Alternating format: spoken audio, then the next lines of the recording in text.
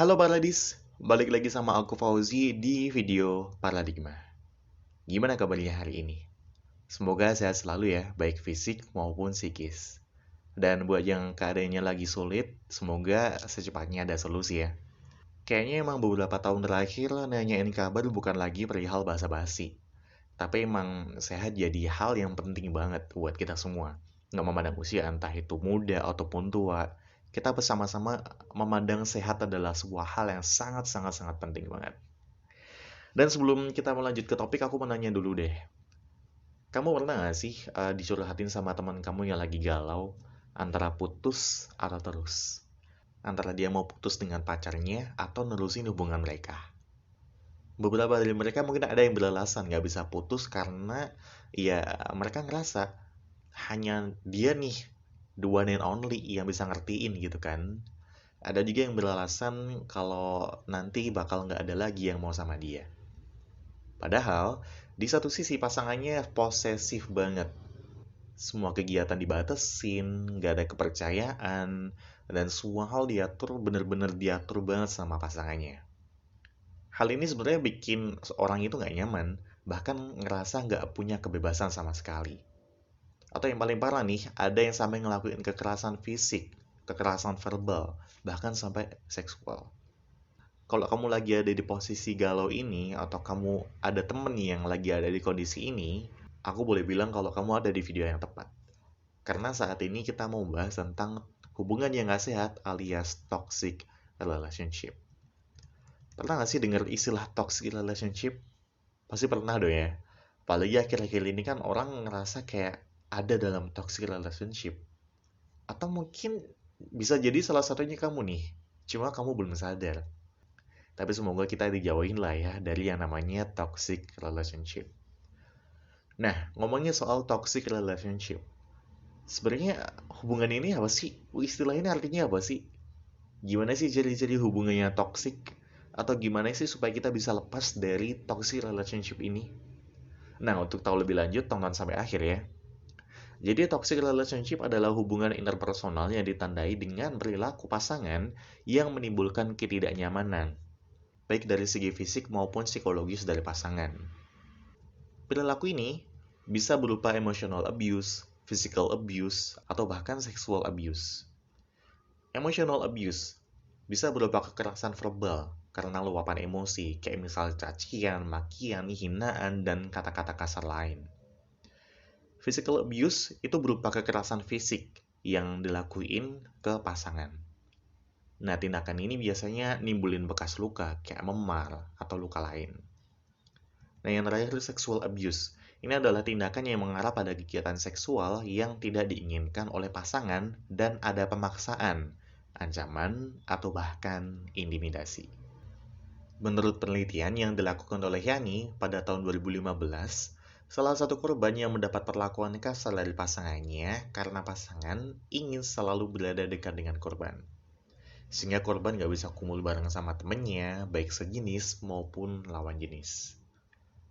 Masih dalam penelitian yang sama, 277 dari 458 responden ternyata ngalamin toxic relationship. Gak cuma itu aja, masih banyak kasus toxic relationship yang terjadi. Tahun 2015, setidaknya dilaporkan 2.734 kasus kekerasan dalam hubungan pacaran. Tahun 2016, sebanyak 2.171 kasus. Dan tahun 2017 sebanyak 1.873 kasus. Beragam kasus itu yang tercatat di Komnas Perempuan. Catatan tahunan Komisi Nasional Anti Kekerasan Terhadap Perempuan pada tahun 2019 tercatat 13.568 kasus. Sedangkan yang spesifiknya lagi untuk kekerasan dalam pacaran mencapai 2.073 kasus. Toxic relationship ini punya dampak yang beragam. Yang seperti yang aku bilang tadi, yaitu dampak secara fisik maupun psikologis. Dampak psikologisnya, yaitu individu bisa jadi orang yang rendah diri, pesimis, bahkan bisa jadi benci sama diri sendiri, karena perbuatan atau perkataan negatif dari pasangannya. Dari permasalahan-permasalahan yang terjadi itu bisa bikin emosi negatif yang muncul dominan, pada diri individu. Dan ini bahaya banget. Dan meskipun toxic relationship itu terjadi sama siapa aja, tapi umumnya dialami oleh kalangan usia remaja, bahkan hingga dewasa awal. Di mana pada usia ini, kebanyakan remaja berlomba untuk punya pasangan atau pacar. Untuk usia remaja, toxic relationship bisa membahayakan, karena umumnya di usia ini remaja belum mampu mengontrol perasaan, belum mampu mengontrol yang namanya emosi. Jadi pelampiasan emosi atau perasaan akan merujuk ke stres atau depresi dan akan melakukan sikap-sikap negatif karena tidak mampu untuk memanajemen stres dengan baik. Nah, terus ciri-ciri yang paling gampang buat diamati dari toxic relationship adalah kecemburuan yang berlebihan. Keegoisan dari pasangan, tidak adanya kejujuran, sikap merendahkan, memberi komentar atau mengkritik negatif, dan adanya rasa tidak aman dalam menjalani hubungan. Ada banyak orang yang terjebak dalam hubungan toksik, tapi mereka terkadang emang nggak sadar bahwa hubungan yang mereka jalani termasuk hubungan yang nggak sehat, alias toxic relationship. Keluar dari toxic relationship emang nggak gampang. Kebanyakan orang yang ada dalam hubungan ini bakal mencoba mengakhiri atau memutuskan hubungan yang mereka miliki. Tapi ada juga beberapa yang mengalami trauma untuk menjalin hubungan kembali dengan orang lain. Dan bahkan ada juga yang sulit untuk bangun relasi baru karena dampak fisik dan psikologis yang muncul akibat toxic relationship. Nah, sebenarnya ada dua alasan kenapa orang nggak mau atau nggak bisa keluar dari toxic relationship. Yang pertama, dia optimis bahwa pacar atau pasangannya suatu saat bisa berubah. Padahal, we never know. Sometimes people doesn't change sih. Kita nggak bisa maksain orang buat berubah kan. Dan kedua, orang itu biasanya takut sendiri. Ketakutan ini bikin kita ya udah mau nggak mau nerima hubungan yang ada. Nah, kalau kamu ngerasa semua tanda atau salah satunya ada dalam hubungan kamu perlu deh segera klarifikasi apakah hubungan ini toksik atau masih normal. Nah, kalau emang dirasa emang ini udah toksik dan cara keluarnya gimana? Nah, ini aku kasih tipsnya. Yang pertama, kamu harus aware dulu kalau kamu ada di toxic relationship. Sebelum keluar dari sana, kamu emang harus pastiin banget nih, make sure banget kalau kamu ada di hubungan yang emang gak sehat. Yang kedua, mulai cintai diri sendiri alias self-love dan stop self-blaming.